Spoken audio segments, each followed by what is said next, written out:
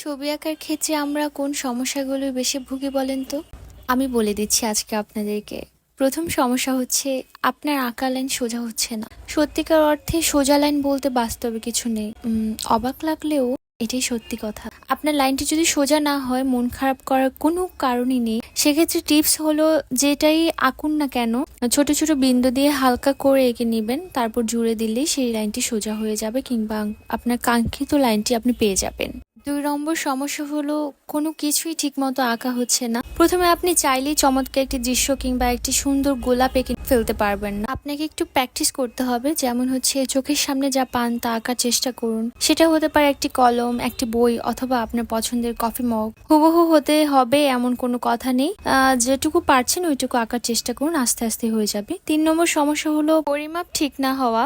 যেমন হলো, ছবি আঁকার ক্ষেত্রে কিছু গুরুত্বপূর্ণ একটি পদক্ষেপ হলো, একটি সুন্দর বাড়ি আঁকার পর যদি দেখেন একটি জানালা দরজা থেকেও বড় লাগছে, তখন হচ্ছে কি করবেন? মন খারাপ হয়ে যাওয়াটাই স্বাভাবিক। সেজন্য মাপ ঠিক রাখুন। সত্যিকারের অর্থে কি একটি স্কেল কিংবা আপনি হাতের কাছে সমান কোনো কিছু পেলে সেটা ব্যবহার করার চেষ্টা করুন। কিংবা হচ্ছে যখন আঁকছেন তখন হচ্ছে একটা সত্যিকারের বাড়ির কথা চিন্তা করুন, যে সেটা কেমন হতে পারে। হ্যাঁ, সেটার এমনও হতে পারে যে দরজার থেকে ৩ গুণ বড় হতে পারে সেই জানালা। তো এরকম একটা মাপ নিয়ে সেটা আপনি আঁকার চেষ্টা করুন, দেখবেন আপনার মাপটিও খুব সুন্দর হচ্ছে।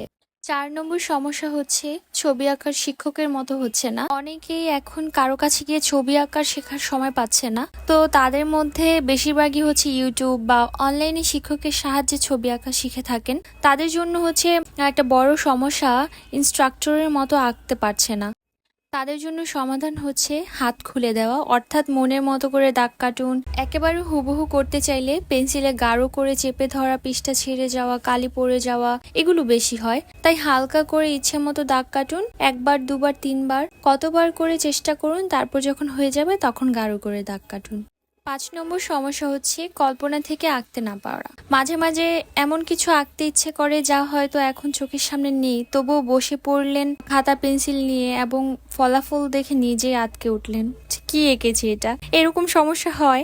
এটা শুধু আপনার সমস্যা নয়, অনেক পেশাদার শিল্পীকেও এ ধরনের সমস্যায় পড়তে হয়েছে। কল্পনা শক্তি বাড়ানোর জন্য আগে সেই জিনিস সম্পর্কে ভালো ধারণা থাকতে হবে, তারপর এটা আঁকুন, দেখবেন অবশ্যই সুন্দর হবে। এটা ভালো করে কল্পনায় আনুন, এবং আঁকার আগেও আনুন, আঁকার সময়ও আনুন। আঁকতে আঁকতেও এটা ভাবুন, দেখবেন খুবই সুন্দর হবে।